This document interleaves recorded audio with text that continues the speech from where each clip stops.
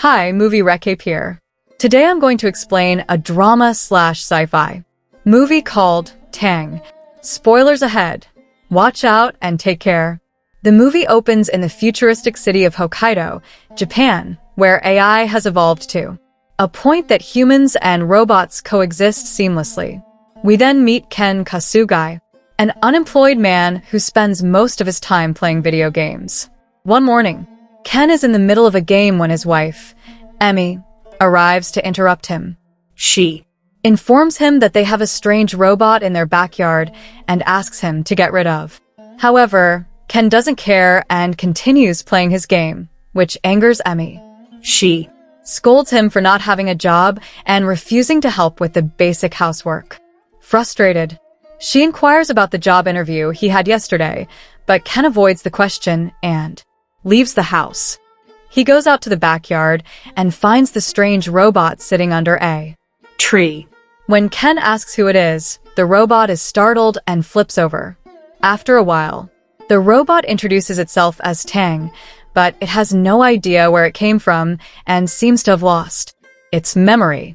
Ken also reveals his name, and Tang begins to repeat what he says in broken Japanese.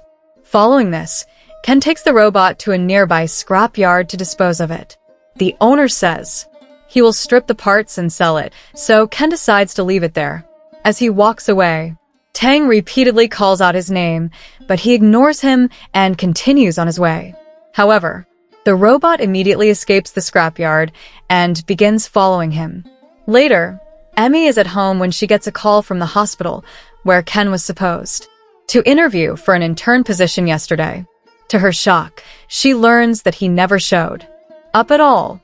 At this moment, Ken arrives at the house, followed by Tang. The robot curiously examines the photos in the living room and starts taking several tissues from the table. Meanwhile, an enraged Emmy confronts Ken about why he didn't attend the job interview yesterday, to which he casually responds that he forgot. He tells her not to worry about the money because they have his father's inheritance. But this only frustrates Emmy further, and she expresses how tired she is of his immature attitude. In her rage, she grabs an antique clock from the table and smashes it to the ground. This deeply hurts Ken, as the clock was a gift from his late father. However, Emmy tells him it's time to grow up and move on from what happened. She then kicks Ken out of the house, and the loyal robot follows him as well. Later, we see the two of them at a bus stop, and Ken is very worried about his situation. As he ponders what to do next, he notices some sort of liquid leaking from Tang. A curious Ken then opens the robot's hatch and discovers Autobot Systems written inside. It turns out this is the name of a company, which is the country's top android manufacturer. After searching the company's website, Ken discovers that they are now offering new robots in exchange for old ones. He then comes up with an idea and decides to exchange Tang for a better robot that can help with housework. He believes that if he gifts it to Emmy, she will forgive him and take him back again. Following this, the two fly to Fukuoka, where the headquarters of Autobot Systems is located. On the plane, a child sitting diagonally in front of Ken throws sweets at him. The latter tells him to stop, but the child continues his mischievous behavior.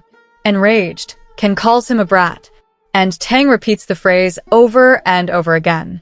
This creates an awkward situation, and Ken gets angry at the robot. He calls it a piece of garbage and threatens to throw it away. But his words only make the situation worse, as the annoyed robot ends up letting out steam from its head. In the following scene, they arrive at the Autobot office, where Ken tries to exchange Tang for one of the latest models. However, the receptionist informs him that the robot is not part of their system and only contains some parts from their company. She apologizes and explains that they are unable to process the exchange. Meanwhile, a man named Shinji is giving a tour of the facility to some children. When these kids spot Tang, they quickly surround it and take a picture. They seem to be fascinated by the robot, and Tang shows his compassionate side by rescuing a ladybug that is about to be stepped on. Witnessing this, Shinji is impressed, and it turns out he's one of the chief robot designers at Autobot. He requests permission to examine the robot, and Ken agrees. Shinji then leads them to his office, and he finds a glass tube filled with yellow fluid inside Tang. He notices that the tube has a small crack, causing the liquid to leak. Shinji realizes it is Tang's fuel and uses first aid to temporarily fix it. However, he warns Ken that if the fluid runs out, the robot will break down. He also observes that Tang is highly intelligent and appears to experience a range of emotions, almost like a human. Shinji emphasizes that the robot is very special and urges Ken to take care of it. Meanwhile, we notice that someone is watching them through Tang's camera on a monitor. Next, Shinji talks about his friend, Atsuki Rin, who is a robotics expert. He reveals that she lives in Shenzhen, China, and urges Ken to visit her as it is the only way to fix Tang. Our hero is annoyed as he doesn't want to travel that far.